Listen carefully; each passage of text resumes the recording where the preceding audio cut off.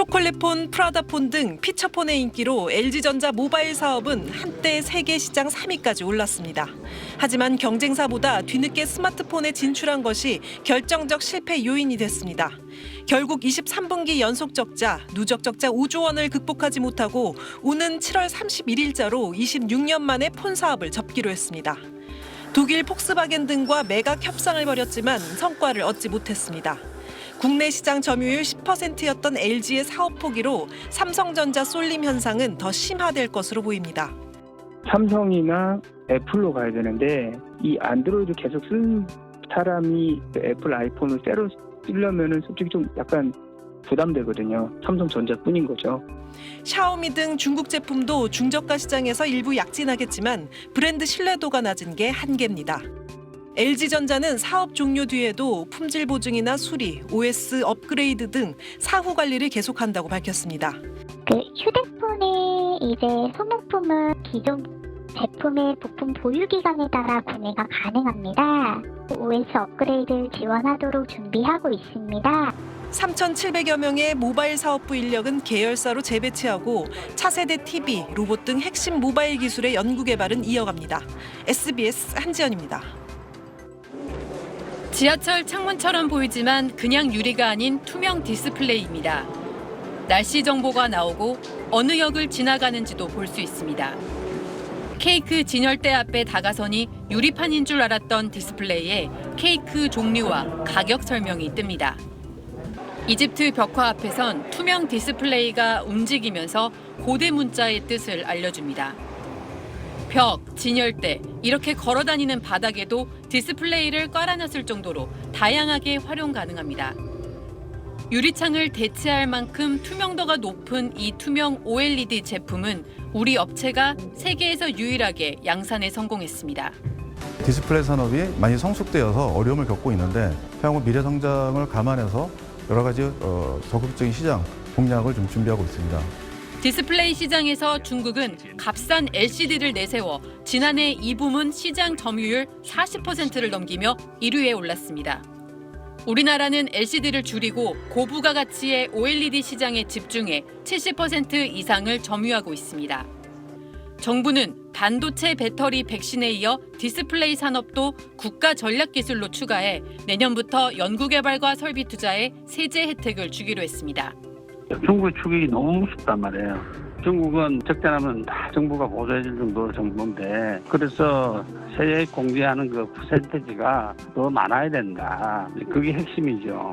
국내 업체가 주도하는 OLED 시장 규모는 내년에 53조 원을 넘을 전망입니다. SBS 정연입니다. 네, 친절한 경제 시간입니다. 오늘도 권혜리 기자와 함께하겠습니다. 권 기자 안녕하세요. 안녕하세요. 네, 지난 주말 보니까 이 CES 관련된 기사가 좀 많이 보이던데 CES는 이제 거의 끝나가는 거 아닙니까 이제? 네, 지금 막 끝났습니다. 아 그래요? 네, 미국 시간으로 지난 5일부터 시작해서 조금 전까지 나흘간 라스베가스에서 열렸죠. 네. 그런데 세상에 박람회가 많은데 왜 늘 연초에 CES만 한다고 하면 뉴스에도 자꾸 나오고 떠들썩할까? 네, CES는 세계 최대 규모의 기술 박람회고 한마디로 지금 세상에서 첨단이라고 하는 물건들은 여기 가면 다 볼 수 있다는 행사이기 때문입니다.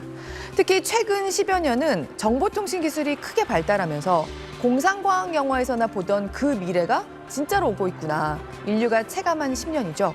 그러면서 원래는 가전에 집중하는 행사였던 CES가 아예 세상의 첨단 기술이면 뭐든지 선을 보이는 상징적인 자리로 점점 위상이 커져왔습니다.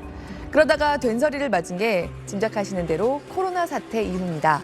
이번 CES는 코로나 이후 3년 만에 예전 분위기를 어느 정도 회복했다고 해서 기대를 모았습니다. 요 며칠간 CES 관련 뉴스 이미 보신 분들도 많을 텐데요. 왠지 어색한 기분이 드는 모습들 혹시 느끼셨나요? 마스크를 쓴 사람보다 안 쓴 사람들이 훨씬 더 많습니다. 북적이는 실내 전시장인데도요. 주최 측이 웬만하면 백신을 맞고 와라. 또 불안한 사람들은 마스크를 쓰라고 권하긴 했지만 어떤 것도 의무가 아니었습니다. 의무는 딱 하나. 중국과 홍콩에서 오면 음성 확인서를 제출해야 했습니다. 네, 코로나 이후에 좀 잠시 약간 좀 주춤했다가 다시 좀 이제 시작을 하는 분위기인데 네. 근데 올해 CES 이렇게 보면 국제 정치적 상황이 녹아 있었다면서요? 네. 전 세계에서 3,200개가 넘는 기업들이 왔거든요. 네. 그리고 세계 500대 기업 중에 323곳이 참여했고요. 하지만 코로나 직전이었던 3년 전과 비교하면 30% 정도 줄어든 겁니다. 근데 한국 기업들 참석 규모는 역대 최대거든요. 550여 곳. 그러니까 미국 기업들 다음으로 한국이 많고 삼성, LG를 비롯한 한국 대기업들이 가장 인기가 좋은 전시장들로 꼽히기도 했습니다. 그러면 어디서 주로 줄어든 걸까? 중국 기업들이 사라졌습니다. 근데 코로나 직전까지만 해도 CES는 화웨이판이라고 해도 과언이 아닐 정도였습니다. 하지만 정상화 첫 해라고 보는 올해 화웨이뿐만 아니라 샤오미, 오포, 하이얼, 위협적이라고 했던 중국 기업들은 하나도 보이지 않았고요. 그나마 참가한 500개 정도의 중국 기업들도 눈에 띄는 기술이 별로 없는 모습이었습니다. 그러니까 첨단 ICT 분야까지 무서운 기세를 올리던 중국이 지난 3년 동안 주춤했던 게 상징적으로 보였다고 할 수 있습니다. 그러니까 미중 무역 분쟁의 영향이 가장 크고요. 또 그동안 중국의 코로나 봉쇄와 지금의 현재의 재유행 상황까지 반영됐습니다. 그리고 아예 참가가 금지된 나라가 있습니다. 바로 러시아입니다. 우크라이나 기업들은 전쟁을 치르면서도 왔지만 과거에는 꽤 재밌는 제품들을 들고 오는 데들도 있었던 러시아 기업들은 올해는 모두 금지됐습니다. 그러니까 정치적 진영들이 눈에 띄게 나뉘고 있는 지금의 글로벌 상황이 기술 박람회까지 반영된 겁니다. 하지만 작년엔 불참했던 미국 빅테크들은 올해 대거 돌아왔습니다. 구글, 마이크로소프트, 아마존 모두 다시 등장했습니다. 네, 그럼 이번엔 어떤 기술들이 좀 이목을 끌었습니까? 네, 사실 업계 판도를 바꿀 만한 엄청난 혁신은 없었다는 게 대체적인 평가입니다. 하지만 조만간 우리가 생활에서 접할 수 있을 알짜 아이디어들이 보였다. 차 색깔이 순식간에 변화무쌍하게 바뀝니다. 비싼 차 살 때마다 머리 터지게 고민하던 차 색깔, 고민할 필요가 없겠죠. 또 한국 기업들 전시장이 사실 아까 말씀드린 대로 가장 인기가 많은 편이었는데요. 앞서 본 독일 차처럼 색깔을 자유자재로 바꾸는 LG 가전들과 무선 올레드 TV 세트, 또 삼성의 저필뿐만 아니라 늘어나는 이른바 플렉스 하이브리드가 외신들도 가장 주목한 전시품으로 꼽혔습니다. 깜짝 인기를 끌었던 염색용 프린터도 한국 중소기업 겁니다. 손에 쥔 기계를 머리카락에 갖다 대면 바로 머리가 염색되는데 샴푸로 감으면 원래로 돌아갑니다. 그러니까 경기 침체가 예견된 상황에서 코로나 전까지처럼 돈이 많이 든다고 해도 컨셉 제품부터 대대로 내놓겠다는 회사는 없었습니다. 바로 상용화 가능한 제품들 위주, 특히 서로 다른 브랜드, 서로 다른 제품군들을 ICT 기술로 연결해서 생활을 편리하게 하는 아이디어들 많이 나왔고요. 또 차는 이동수단일 뿐만 아니라 여러 가지 기능을 동시에 수행하는 전자제품이 되어가는 모습이 특징적이었습니다. 이런 기술들을 얼마나 친환경적으로 구현하느냐, 올해 CES는 여기에 방점이 찍혔습니다. 잘 들었습니다. 고맙습니다. 화면 밑이 돌돌 말려있던 디스플레이가 조금씩 펴지며 위로 올라옵니다. 주행 중에는 화면 3분의 1만 나오게 해서 주행 정보를 확인할 수 있고 화면을 최대 30인치까지 키워 영상 콘텐츠를 볼 수 있습니다.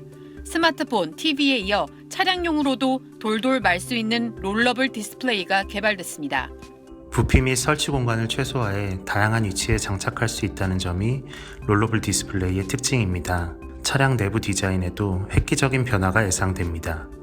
디스플레이를 포함한 차량 전장, 즉 전기전자 장비 시장은 급성장 추세입니다.